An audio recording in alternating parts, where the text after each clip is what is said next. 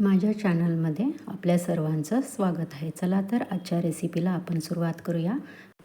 हे आहे नाचणी पीठ, गूळ आणि तूप, बदाम, दुधी आणि सनफ्लॉवर सीड्स, सुखे काजूर, शेंगदाणे, भाजलेली डाळ आणि हे आहेत पांढरे तीळ आणि इथं तुम्ही बघू शकता अर्धी वाटी मी दूध घेतलेलं आहे. चला तर आता आपण हे करूया. हे मी ह्याची एक खासियत तुम्हाला सांगत आहे. हे आहे नारळाचं गूळ. आम्ही ह्याला काळं गूळ म्हणतो. हे खूप हेल्दी असते आणि हे गोव्यामध्ये खास करून मिळते. हे नारळाच्या झाडापासून प्रोसेस करून हे केलेलं असते आणि हे थंडीलासुद्धा खूप चांगलं असते लहान मुलांसाठी. सो आता हे आपण बारीक करून घेऊया आणि हे सगळं आपण भाजून घेऊया. चला आता मी बघा इथं तव्यावर शेंगदाणे भाजून घेतलेले आहेत. त्याच्यामध्ये भाजलेली डाळ आणि पांढरे तीळ एकत्र करून भाजूया. हे भाजलेलं आहे. परत आता ह्याच्यामध्ये दुधी आणि सूर्यफुलाची सीड्स मी भाजत आहे आणि बदाम. चला बघा इथं गूळ मी बारीक करून घेतलेलं आहे आणि हे सगळं जे भाजून घेतलेलं आहे ते आपल्याला बारीक करायचं आहे. तोपर्यंत आपण इथं गॅसवर कुकरसुद्धा मी गरम करायला ठेवलेला आहे. इथं बघू शकता किती छान मी ह्याची पावडर केलेली आहे.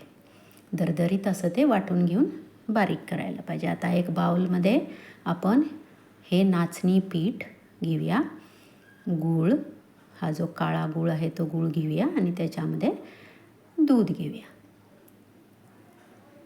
आणि त्याच बाउलनं एक बाउल पाणी.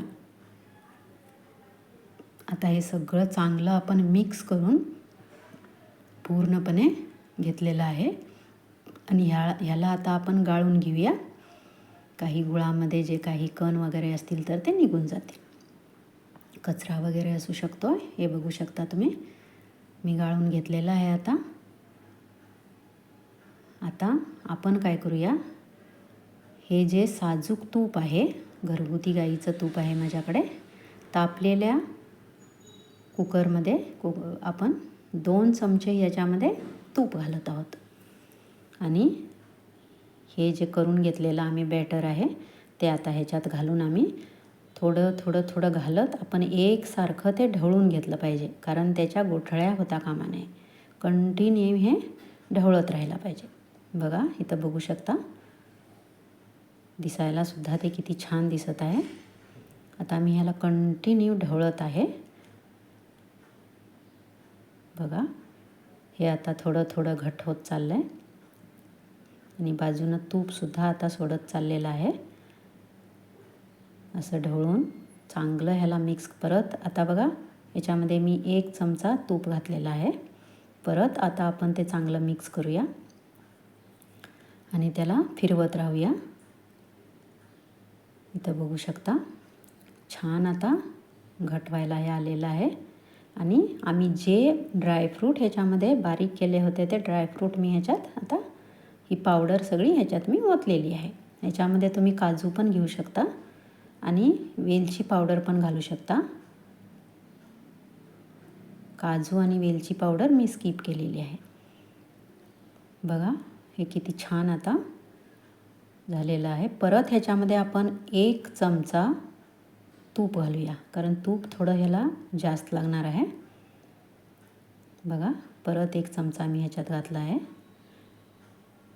सो कमीत कमी 5 ते 6 चमचे तूप लागणार आहे. आता बघा किती छान हे घट्ट झालेलं आहे आणि खाली हे तळाला लागू नये म्हणून मी हे कुकर घेतलेलं आहे किंवा जाड बुडाचं तुम्ही भांडंसुद्धा घेऊ शकता.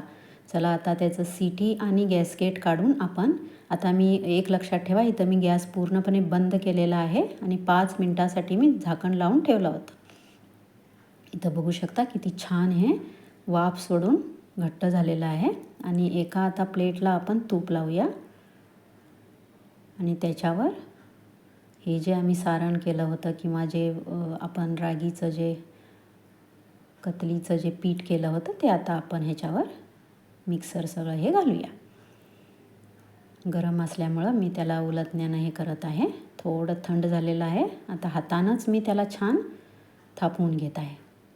बघा हे आता थंड करायला ठेवूया आता थंड करून झाल्यानंतर इथं बघू शकता मी त्याची काप कट करत आहे. बघा इथं बघू शकता किती छान त्याचे काप आलेले आहेत. खूप सुंदर असे पीस आणि हे खूप घरगुती तुपाबरोबर आम्ही केलेलं असल्यामुळं रागीचं खूपच हे हेल्दी आहे आणि मुलांना तरी हे खूपच चांगलं आहे. तर बघा मी किती इथं आता सुंदर सजावट केलेली आहे.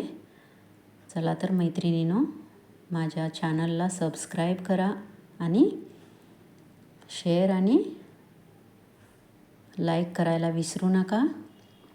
बघा इथं किती छान हे कुसकुशीत झालेले आहेत. धन्यवाद.